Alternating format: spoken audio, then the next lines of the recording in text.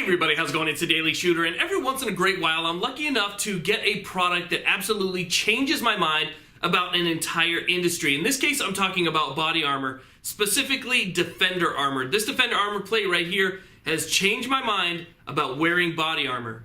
Now, to be honest, I probably don't run my body armor as much as I should, and the reason for that is my current setup uses AR500 level 3 steel plates that weigh almost 9 pounds a piece. So total front and back is almost 18 pounds, and that's before the rig, before the ammo, before the magazines, accessories, water bladder, and anything else. You're starting off at almost 20 pounds. So with this, I'm saving 13 pounds front and back total.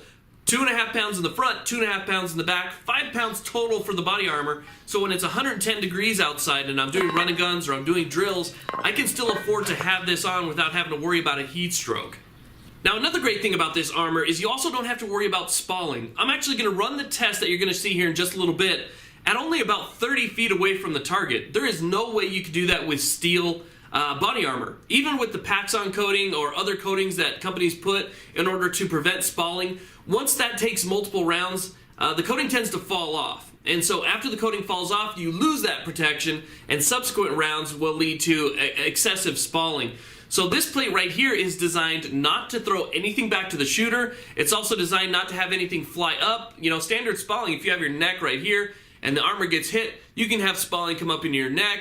It can go into your arms, any extremity basically that's in front of the plate, which could be a big deal. So I'm going to shoot this at 30 feet. I feel completely safe about doing so, and it's also designed to absorb that kinetic energy. It has this really nice, soft, squishy foam kind of material on the back, which standard steel armor doesn't have, and that absorbs the hit. So instead of taking a hit right here and feeling it instantly on a steel plate like you would normally, this actually will take a hit right here, and the entire plate will absorb that kinetic energy as it makes contact. So that's something else that we're going to be looking for. Instead of having a steel plate that looks perfectly undamaged on the back, I want to see a little bit of bulging and a little bit of material elsewhere other than just where it's going to hit right there. It just shows me that it's absorbing the energy of the round. So let's go ahead and get to it. I'll show you guys my setup and exactly what I have planned, and we'll see how well this does.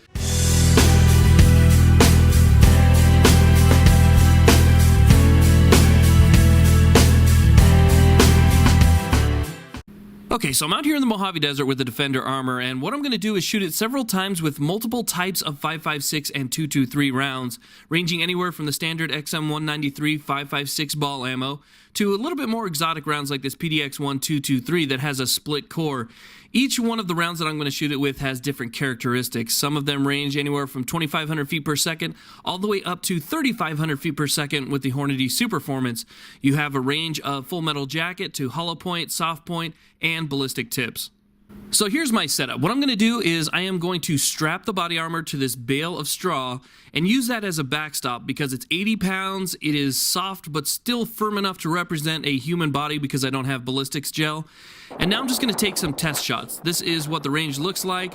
Just going to make sure that I can get it nice and zeroed because I want to get precise shots on this 9.5 by 12.5 inch plate. Okay, so here's my final setup. I have the plate strapped to the straw, and I'm using 1-inch repair dots from a shoot and see target to make my pattern. First up, we're going to have the Fiocchi 223. It's a 55 grain full metal jacket, just a standard round, and it's going to hit top left dot. And I hit it exactly where I wanted it to, and I'm really excited to get down range to see how this turns out because I've never shot armor like this before, and I'm really surprised. I mean, it really absorbed that round well. It's just a standard 223, so I mean, that's kind of to be expected. But as I turn the plate sideways, you can see that it's just barely sticking out. This is soft 2.5 pound body armor and just a little bit of deformation in the back. Okay, so this time we're going to step it up just a little bit and shoot the XM193 55 grain full metal jacket 5.56 round, second dot down from the left. And again, I hit it exactly where I wanted to, so I'm really happy with the shot placement so that we know we're going to get accurate results here. And again, just a little bit of front strike face deformation where it absorbed the bullet, but that kinetic energy really seems to be dispersed. It's not destroying the plate every time you hit it. And you can see from the side there, it just sticks up just a little bit, and very little back plate deformation as well. So you can see right there, just a little bit of a bump. So excellent results so far. Okay, so now I'm going to switch it up and try something that I don't think I've ever seen used on body armor before, and that is a 50 grain varmint-tipped 223. It is a little bit lighter at 50 grains than the other 2 rounds that we tried, but it's traveling quite a bit faster, so I was interested to see what the results might be. And you can see right there, same front face deformation, and on the back it made minimal bulge. So you can see just a very minimal bulge compared to the 5.56 and the 223 above it, but you know, I was kind of curious to see how that would work out. Now we're going to move over to a 60 grain 223 Winchester PDX Defender that has a split core and a hollow point, and it's traveling about 2,750 feet per second top right. Now this round I was curious to see what would happen. It's a little bit heavier, it's still traveling pretty fast, and you can see that it barely made a bulge in the front whatsoever. It didn't crack any of the material around it, just the spot where it hit, and on the back a minimal bulge again as well, so very little damage to the plate. Now we'll move on to the heaviest round of the 6, which is the Federal Fusion MSR. It's a 62 grain soft tip round, so expect a little expansion when it hits the plate, and still traveling at 2,750 feet per second out of the muzzle. You can see right there, pretty much does the same damage as everything else. There really isn't much difference. I mean, this plate just absorbs it like it's nothing.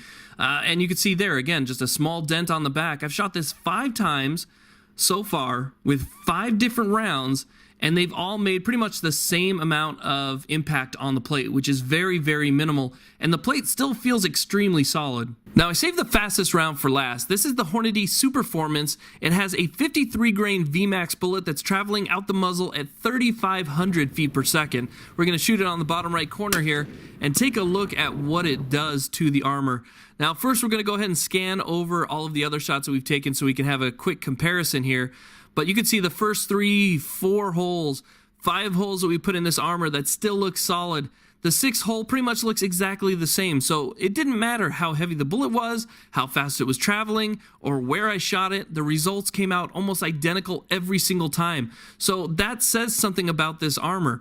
The video speaks words. I could not say anything right now and show you guys exactly what's happening here, and you would understand that this is a very capable armor. And you can see there's no spalling. I only use little 1-inch straps to hold this onto the bale of straw, and the straps are in perfect condition. I didn't have to worry about anything flying back at me. I'm only 30 feet from the target. I didn't have to worry about anything, you know, cutting my straps. If you have extremities like your arms, your legs, your neck, whatever it is in front of your armor, and you take a hit, this is going to absorb all of that kinetic energy and not send anything into your face.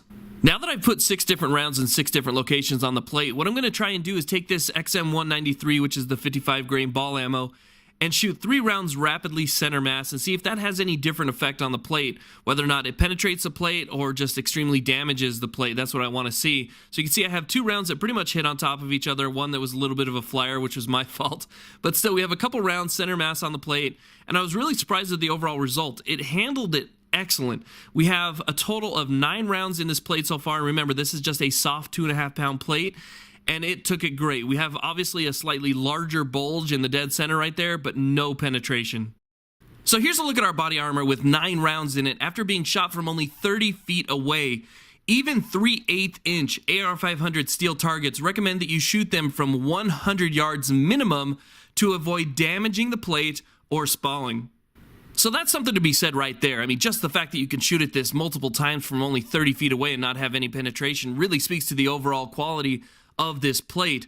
Now, the materials are all made in the United States. That to me is a really big deal. Now, what it's made of is an ultra high molecular weight polyethylene that is bound together with a resin matrix. Now, that is completely above my pay grade. I don't know how they do that, but what I know is that leads to an extremely strong plate that I would definitely trust my life to. Now, unfortunately, my camera battery died and I had to wrap it up for the day. However, I am going to head out next weekend and put as many rounds into this plate as I can, and we'll see what it takes to actually poke a hole in it. But keep in mind, this actually can stop up to a 7.62 by 51 millimeter, M80, 5.56 by 45, 7.62 by 39, Chinese, you name it. This thing can really stop a wide variety of ammunition. Now, also, when I head out next weekend to finish up the rifle plate, I'm also going to be testing out their pistol plate, which is level 3A armor. So if you're interested in any of this armor, make sure that you check out the website. I'll put it in the description box, defenderarmor.com, DFNDRarmor.com. Thank you all very much for tuning in and watching this video. I hope you are as impressed with this stuff as I am, and you'll tune in next week to see the other armor and the finishing up of this rifle armor test. Let's see how many rounds this thing actually takes. Thank you again very much. Please like, subscribe. Have a great day.